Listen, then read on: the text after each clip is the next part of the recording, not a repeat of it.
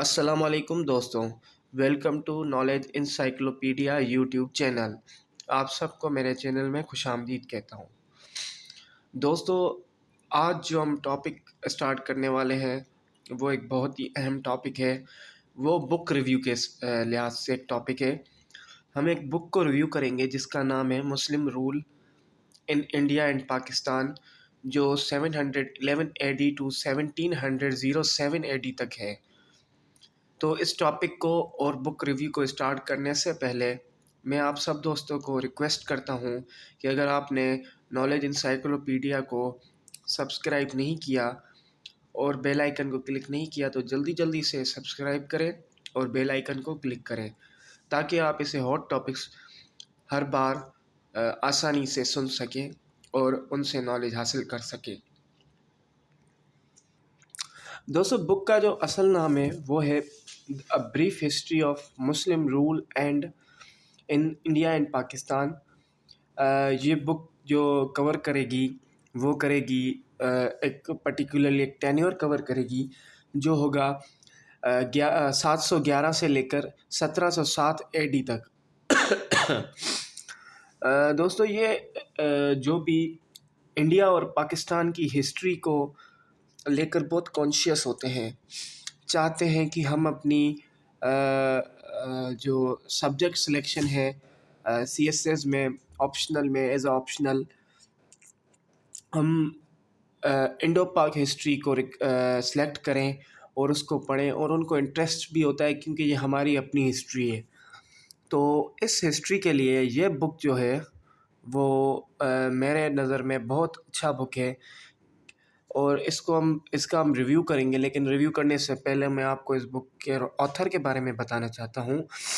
सुहेल भट्टी, मोहम्मद सुहेल भट्टी इनके ऑथर हैं।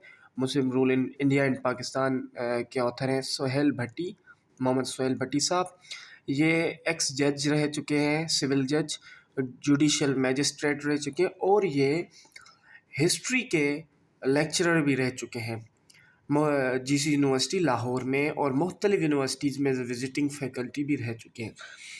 तो इनका बड़ा एक हिस्टोरिकल एक्सपीरियंस है। तो आपको बहुत सारी चीज़ें इनमें से सीखने को मिलेगी। अच्छा, इसके वॉल्यूम्स हैं। अब इसका जो वॉल्यूम हमें, ये वॉल्यूम 1 पढ़ रहे हैं हम, तो इसके हम दूसरे भी वॉल्यूम्स पे आते हैं। तो इन्होंने लिखा है in the name of Almighty Allah the creator of the universe. अच्छा, ये जो किताब है इसकी जो प्राइस है वो नॉमिनल है, इतनी ज़्यादा भी नहीं है इतनी कम भी नहीं है।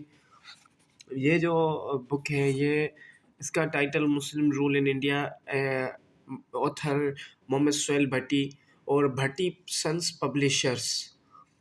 आप इसको फेसबुक से भी ऑर्डर कर सकते हैं, भट्टी सन्स पब्लिशर से, कंपोज बाय तारिक महमूद, और इसकी प्राइस है 800 रुपीज़। ये एक्चुअली लाहौर में है। तो आए हम कंटेंट्स के बारे में पढ़ते हैं।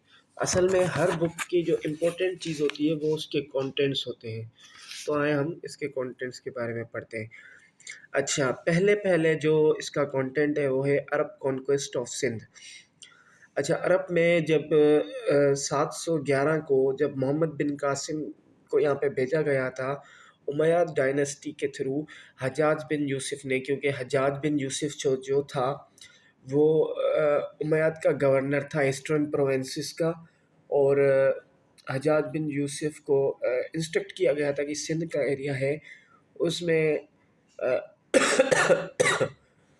पायरेट्स से कुछ कर रहे हैं हमारे ट्रेडर्स के साथ इधर उधर। तो ये शिकायत मौसूल हुई और मोहम्मद बिन कासिम को सिंध में भेजा गया। बहरहाल ये कहानी कितने हद तक सच है झूठ है ये हम इसका फैसला नहीं करेंगे, लेकिन हमारा काम है आपको इस बुक का रिव्यू देना। तो इस बुक में जो लिखा हुआ है मैं आपको उसका रिव्यू दे रहा हूँ। तो ये 711 से शुरू होता है। मोहम्मद बिन कासिम आता है, सिंध को फ़तेह करता है।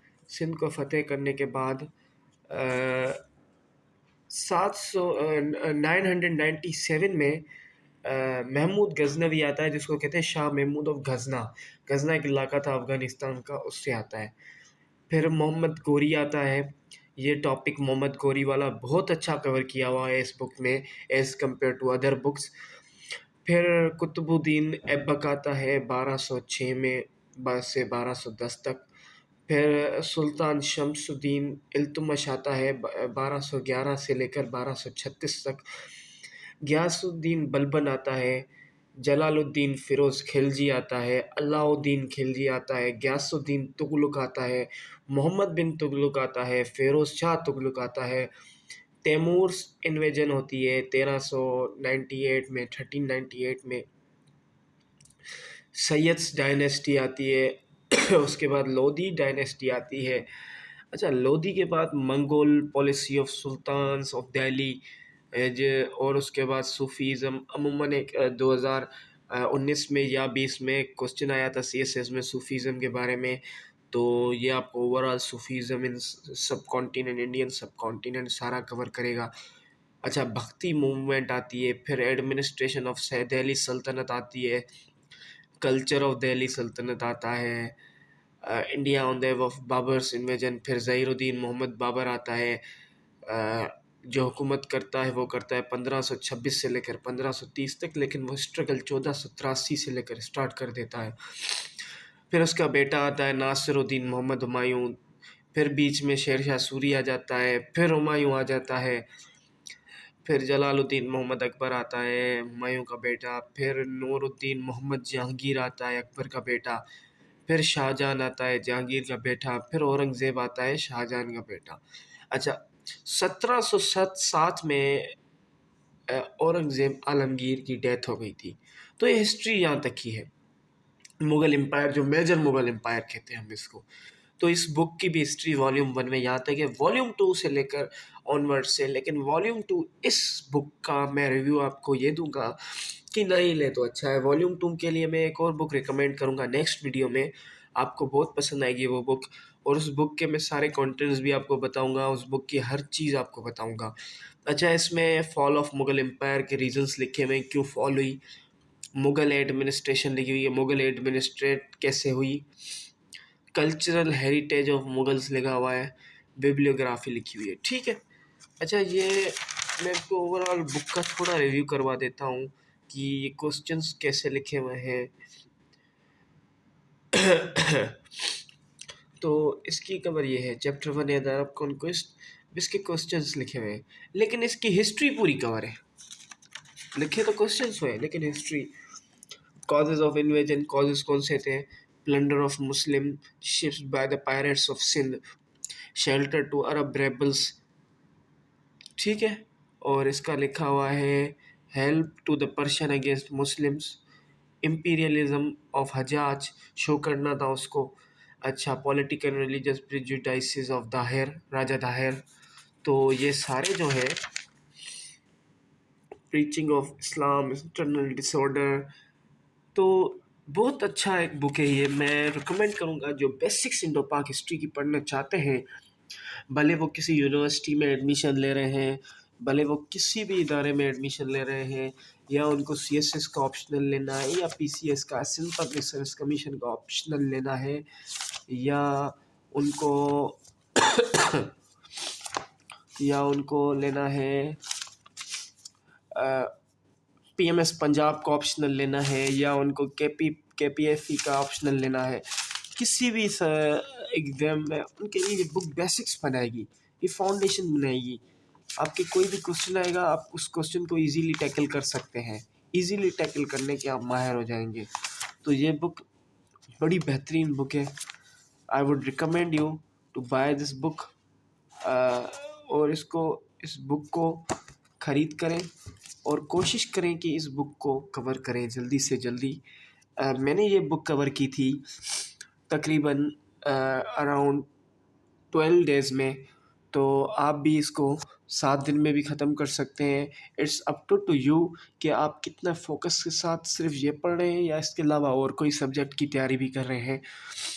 तो मेरी रिकमेंडेशन है कि इस बुक को ज़रूर ख़रीदें और इस बुक को पढ़ें। और अगर इसी बुक से या इंडो पाक हिस्ट्री के किसी भी टॉपिक में से किसी भी चीज़ से आपको कोई भी डिफ़िकल्टी हो तो आप मुझसे भी पूछ सकते हैं। I have secured 72 marks in Indo पाक हिस्ट्री इन CSS 2022। तो मुझे सारे अप्स एंड डाउन्स का पता चल गया है कि कौन सी बुक काम की है, कौन सी नहीं। तो आप ज़रूर इस बुक को पढ़ें और मुझे अपने रिव्यूज़ आप भी दें कि ये कैसी बुक थी। उसके साथ आप मैप स्टडी भी करें कि इंडियन सब कॉन्टिनेंट में मैपिंग कैसे होती थी, कैसे वो लाके डिस्कवर करते थे और कैसे वो एक्सप्लॉइट करते थे, एक्सपीडिएटेड करते थे। सारी चीज़ें आप मुझे बता सकते हैं और पूछ भी सकते हैं, आप पढ़ भी सकते हैं। Thank you so much. मेरे चैनल को आप लाइक करना, सब्सक्राइब करना, बेल आइकन को प्रेस करना और शेयर करना मत भूलिएगा। Thank you so much. अगली वीडियो के साथ और बेहतर तरीके से इंशाल्लाह मैं आपके सामने होऊंगा। अपना ख्याल रखिएगा। अल्लाह हाफिज़।